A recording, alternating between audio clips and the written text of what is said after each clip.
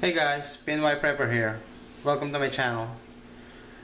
This is a quick video on my Nagant Revolvers. This shoots the 7.62 Nagant.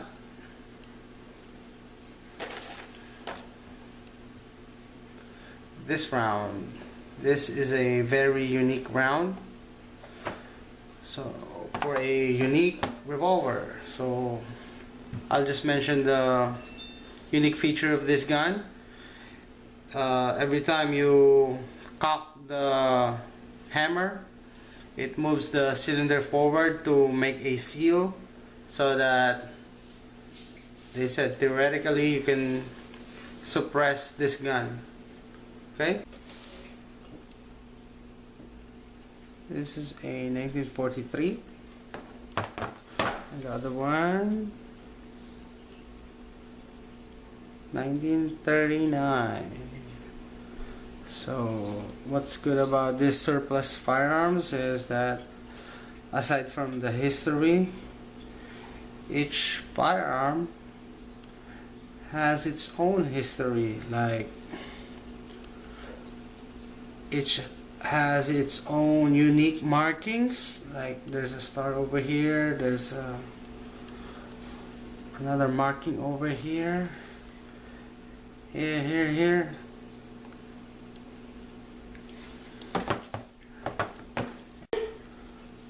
For the safety check, police. Nothing there. Nothing there. Okay. Like I said, it fires the 7.62 Nagant round.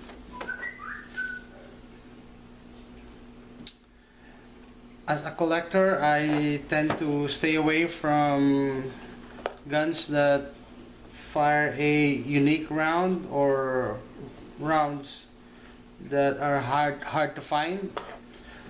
But for the 7.62 Nagant, surprisingly, they are available. I bought this at Palmetto State Armory, and then this round is available at Academy. Last time, originally it's at $29.99 at Academy, and one time I saw them on clearance for $19.99. So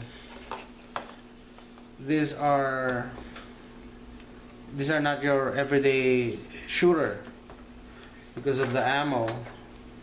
Okay, so what I do every time I shoot them, I collect the ammo. Even though I don't have any reloading equipment, or should I say, I need to learn how to reload.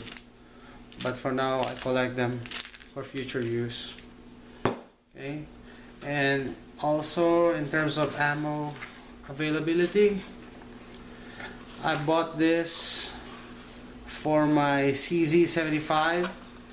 This is a 32 Smith & Wesson.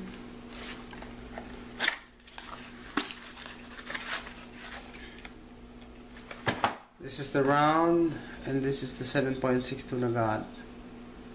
Okay, it fits the chamber. It's a chamber.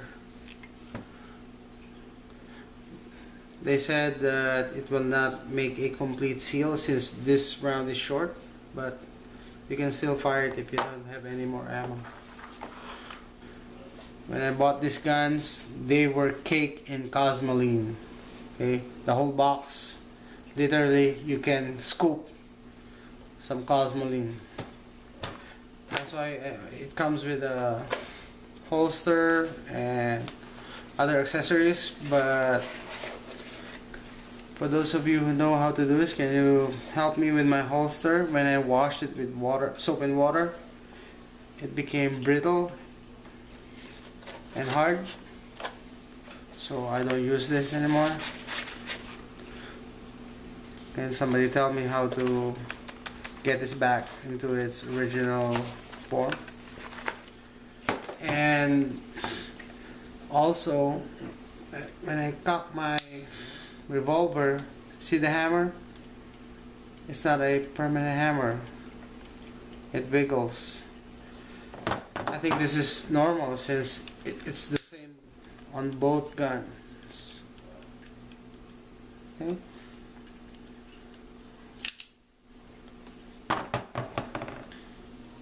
I will put the link on the description on the video that I made if you haven't watched it yet. The video that I made shooting these guns. I admit that the first time I shot these guns, I was nervous because these guns are very old, like what, more than 60 years old. I don't know if this will explode in my hand, but surprisingly it held up. I think because of the metal that they used in the past. Still very strong. And like I said, I bought this for 99 bucks, and then they were selling it for 150 after Black Friday. And then last year, 2013, when I went to the gun show, an elderly man was selling his Nagant Revolver for 350 bucks. He was telling me that, oh, it's because the serial numbers are matched and blah blah blah blah, but those are all BS. I know that he bought his gun for 99 bucks. And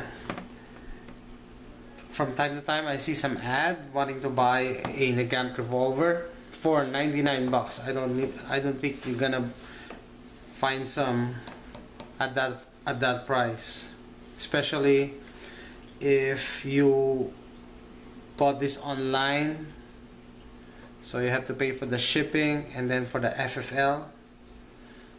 There's no way you're gonna sell this for 99 bucks, especially that you can't find this anymore. So my advice is, if you can find this at a reasonable price, get them, because it's a good conversation piece and there's a lot of history behind this gun. So that's it, my two Nagant Revolvers, 1939 and 1943. This has been Y Pepper. Thanks for watching.